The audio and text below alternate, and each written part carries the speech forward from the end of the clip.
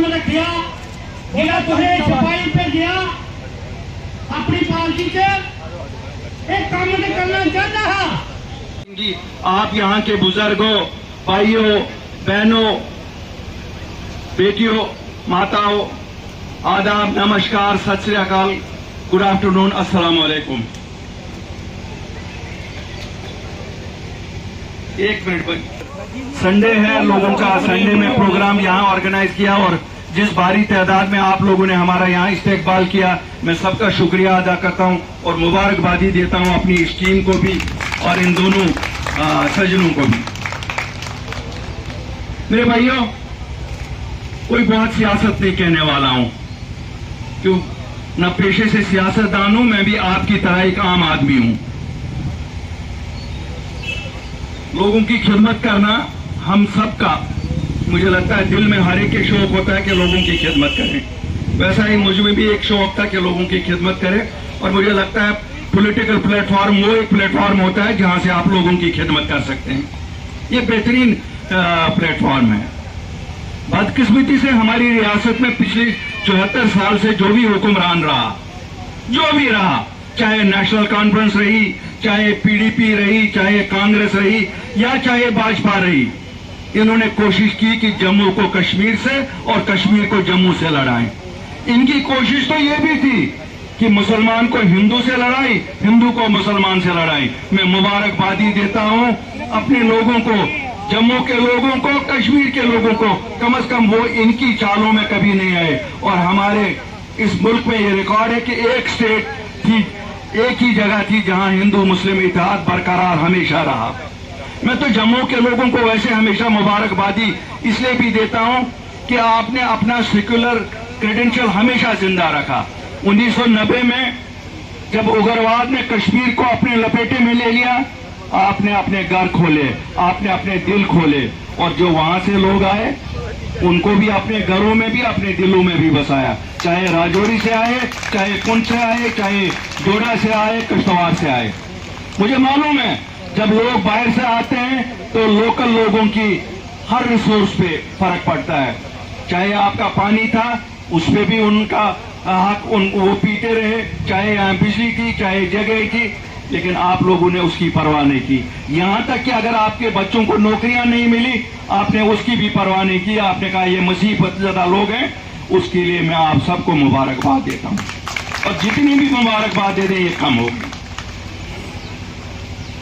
वो जो दौर था, काला दौर था, उस काले दौर से भगवान ने हमें नजात दे दी है, खुदा ने हमें नजात दे दी है।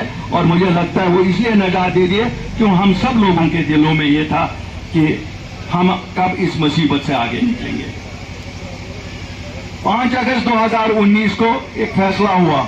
मुझे मालूम है उस वक्त जब ये फैसला हुआ, वादी में लोग बिल्कुल नाराज थे, जम्मू में भी काफी लोग नाराज थे, लेकिन कुछ लोग कह रहे थे शायद अच्छा ही होगा। और क्यों नहीं कहते?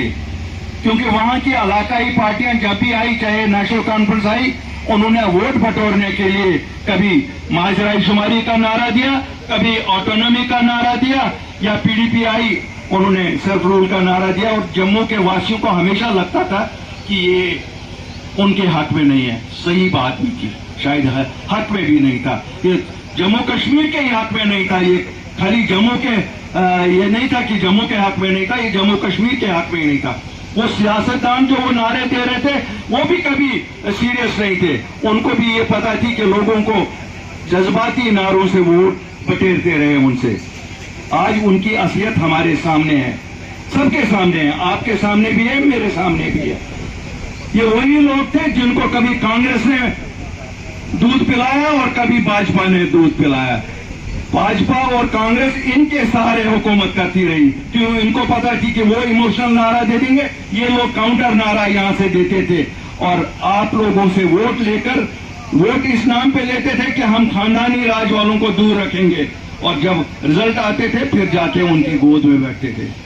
चाहे आपने कांग्रेस को कभी 25-26 सीटें दी या 2014 में भाजपा को 25 सीटें दी, क्या उन्होंने वो वादा आपका पूरा किया? मेरे लोगों, मैं आपसे पूछ रहा हूं, क्या कभी उन्होंने आपका वो वादा पूरा किया? बल्कि 24 घंटे में दोनों जमातें जाके उन्हीं खानदानी राज की पार्टियों से जाकर मिले और कुर्सी में बैठे। अगर उनको कुर्सी ही चाहिए थी, उन्होंने क्यों कोशिश की लोगों को धोखा देने की? अगर कश्मीर में उनको भाजपा के साथ ही मिलना था या कांग्रेस के साथ ही मिलना था, तो फिर बात क्या कर रही थी? इसी तरह जम्मू में जब आपने कोशिश करके भाजपा को हुकूमत दे दी, क्या उन्होंने जम्मू के लिए कुछ किया? 2019 जब उन्होंने 370 और 35A को हटाया, ये कह के हटाया कि अब शायद जम्मू कश्मीर की तरक्की बहुत होगी। 2018 जून के बाद तो भाजपा का डायरेक्ट जम्मू कश्मीर पे इक्तदार पे कब्जा है। ठीक है, वो ड्राइवर सीट पे बैठे हैं, लेकिन पीछे से चला रहे हैं गाड़ी। मुझे जम्मू वासियों, आज आप असल जम्मू के लोग हो, आप मुझे बताओ, क्या आपने दूध की नहरें देखी कहीं जो भाजपा ने यहाँ खोली हैं? क्या आप मुझे बताओ यहाँ आपके बच्चों को नौकरियां मिली? क्या आप मुझे बताओ यहाँ कोई डेवलपमेंट जो आम लोगों को हुई, क्या हुई कोई?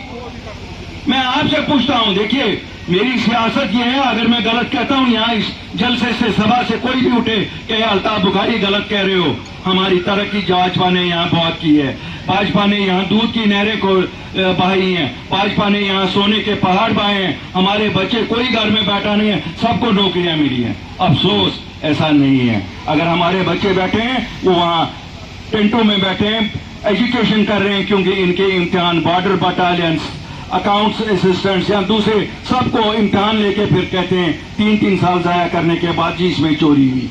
भाजपा वालों, अगर तुमको इम्तिहान लेना नहीं आता है, तुम नौकरियां क्या दे दोगे? क्या कहते थे डेवलपमेंट? आप लोग कहते हो स्मार्ट सिटीज बना रहे हैं जम्मू और श्रीनगर को। कौन कहता है स्मार्ट सिटीज? हमारे रोडों का